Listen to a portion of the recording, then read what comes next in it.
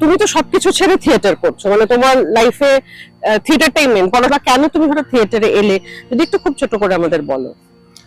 Theatre, আমি আসলে জীবনে যা কিছু শিখেছি সব থিয়েটার থেকে শিখেছি, আর যা কিছু শিখেছি থিয়েটারের জন্য শিখেছি।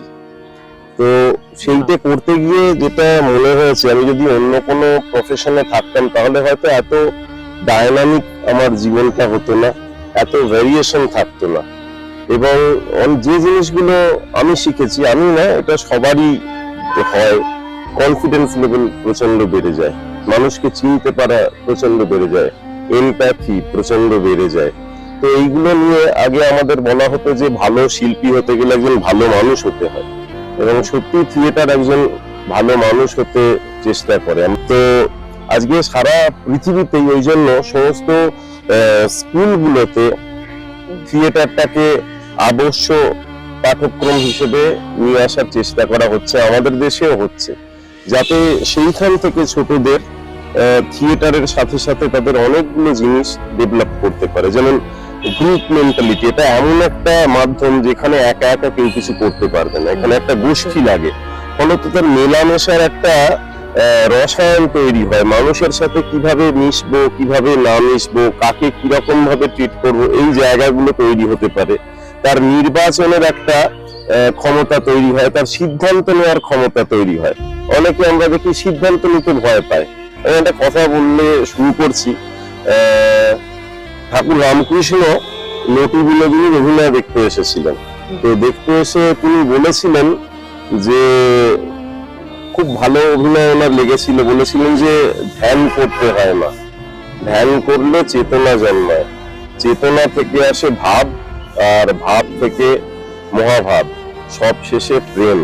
তো এই যে কথাগুলো, এইগুলো কিন্তু উনি আসলে খুব বড় একজন দার্শনিক মানুষ, ওনারা যা একটুখানি দেখেই অনেকটা বুঝে ফেলতে পারতেন। তো এইগুলোই হচ্ছে কিন্তু আমাদের থিয়েটারের মানে অ্যাক্টিং থিওরির মূল কথা, এবং সেই জায়গাটা থেকেই আমি আমার চর্চাটা করি। এবং আমি যেহেতু মানে শুধুমাত্র থিয়েটারের মানুষদের সাথে না, নানান রকম মানুষের সাথে থিয়েটারের যে প্রয়োগিক যে জায়গাগুলো আছে সেইগুলো নিয়ে কাজ করেছি, করতে গিয়ে আমি বুঝেছি যে এটা একটা মানে সমাজের কাছে প্রয়োজনীয় মাধ্যম, যেটাতে মানুষের অনেক, সে হয়তো অভিনেতা হলো না, সে হয়তো মানে তার পেশাতেই থাকলো, সে তার মতো করে করলো, কিন্তু এই থিয়েট্রিক্যাল টুলস যে একবার এইটা করবে, থিয়েটার অন্তত কিছুদিন করবে, তার অনেক কিছু জিনিস বোঝা হয়ে যাবে, এবং সেইটা নিয়ে সে তার ওই জায়গাটা ব্যবহার করতে পারে।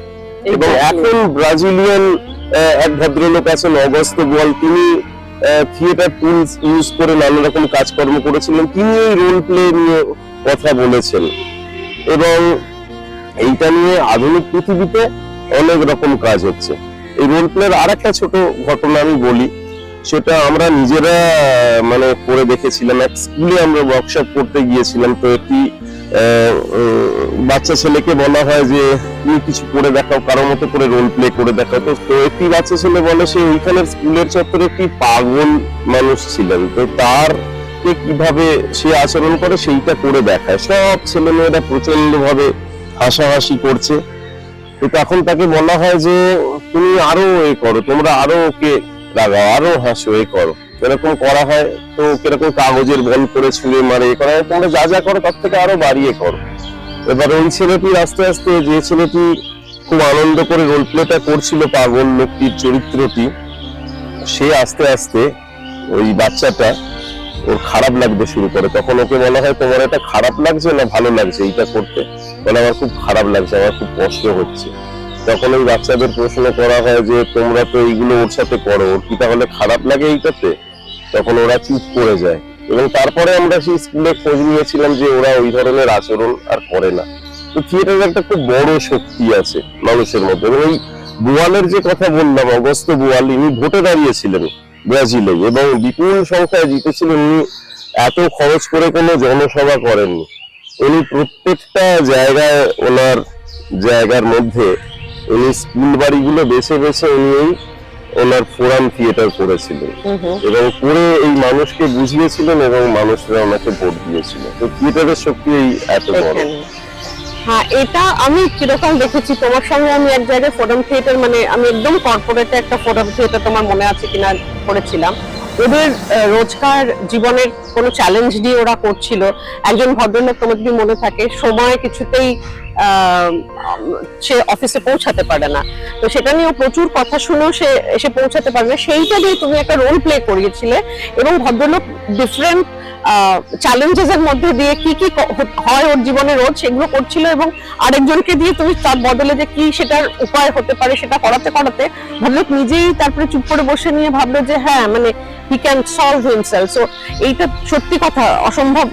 এটা আমার কাছে তখন মজা লেগেছিল এবং ভালো লেগে। কিন্তু ওই যে ফোরাম থিয়েটার, যেটা তুমি আরেকজনকে দিয়ে সেটাকে রেসপন্স করাচ্ছ, it's not created something, they are creating themselves. So of course সেটা একটা তো ভীষণ ভালো জায়গা। আরেকটা জিনিস আমি তোমার কাছে এখানে জানতে চাইছি, আরেকটা জিনিস, সেটা হচ্ছে এই যে ওয়ার্কশপটা আমরা প্ল্যান করছি, সেটাতে তুমি আমরা কি করব, বেসিক্যালি কি হবে সে তো। এখানে লোকের মনে হচ্ছে আমি তো থিয়েটারের লোক নই, তা আমি থিয়েটার কি হবে, আমাকে কি নাচতে হবে, গাইতে হবে?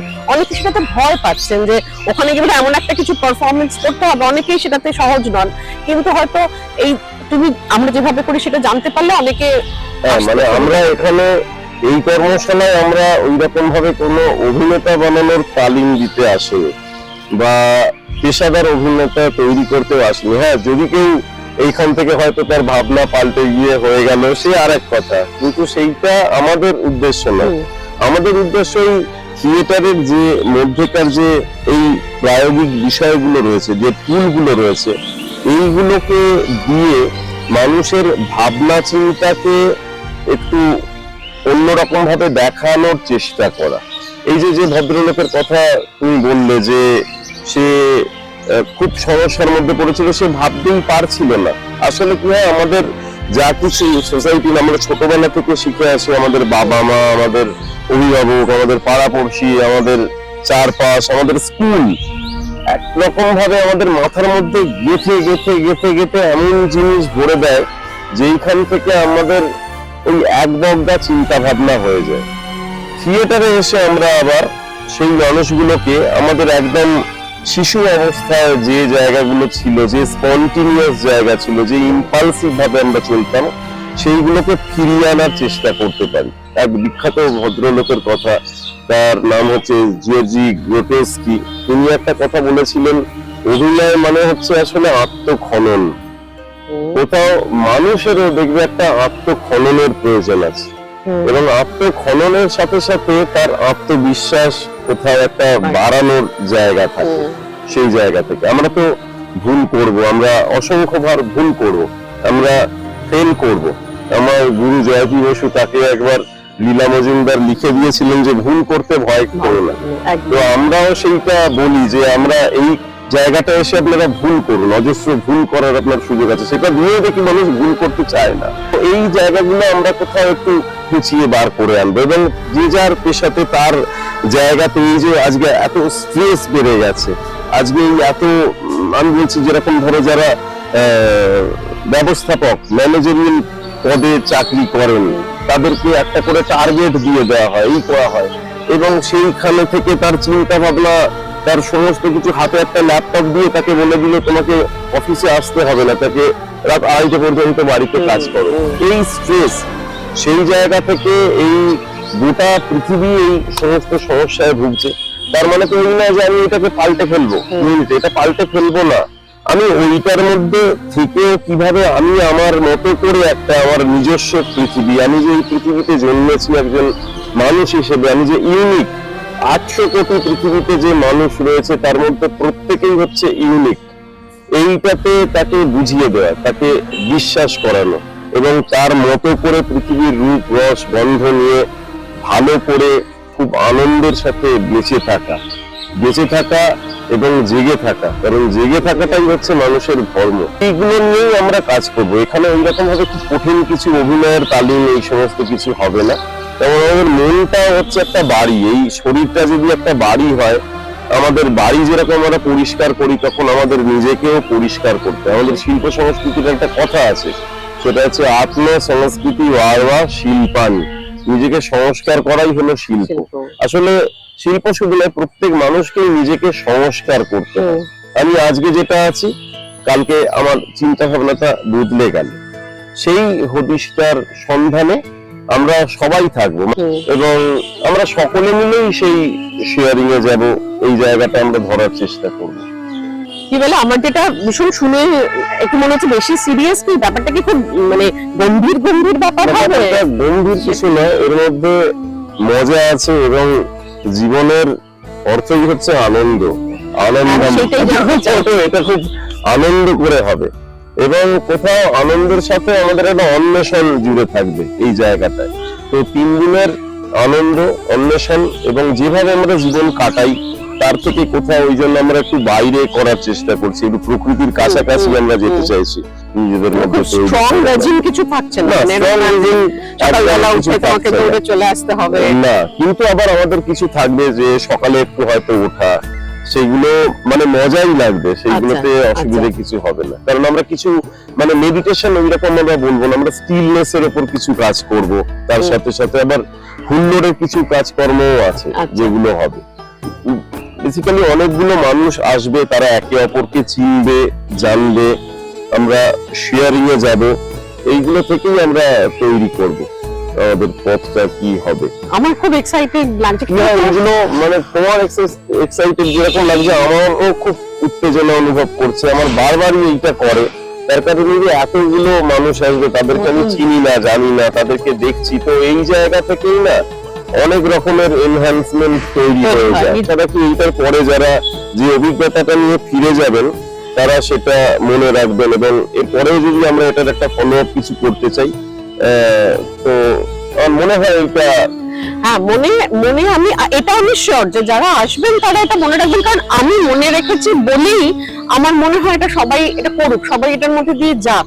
আমার নিজের জীবনে আমি জানি যে মানে আমি কি ছিলাম, মানে ভেতরে বাইরে তো ওরম ভাবে বোঝা যায় না, কিন্তু ভেতরে আমার মধ্যে যে জট গুলো ছিল, এটা এই আমি তো বহুদিন মানে অনেক 3-4 বছর ধরে আমি তোমার সঙ্গে, শান্তনীলার সঙ্গে রেগুলার করেছি, করে আমার জট গুলো আমি বলি যে পুরো খুলে গেছে, কিন্তু অনেকটা খুলেছে। আমি অনেক সহজ হতে পেরেছি লাইফে, মানে স্ট্রেস যেটা আমরা বলি না, ভীষণ সবকিছু দিয়ে একটা টেনশন হতো আগে, সেটা অনেকাংশে কমে গেছে। থিয়েটার এমন একটা জায়গা, এই সমস্ত কিছুর ব্যতি রেখে একটা খোলা স্পেস, যে জায়গায় মানুষ এলে তার নিজস্ব ইমোশন, তার নিজস্ব লজিক, এই দুটোর পারমুটেশন কম্বিনেশনে সে একটা কি বলবো, লজিক এবং তার ইমোশন নিয়ে একটা ব্যালেন্স মানুষ তৈরি হতে পারে। Thank you.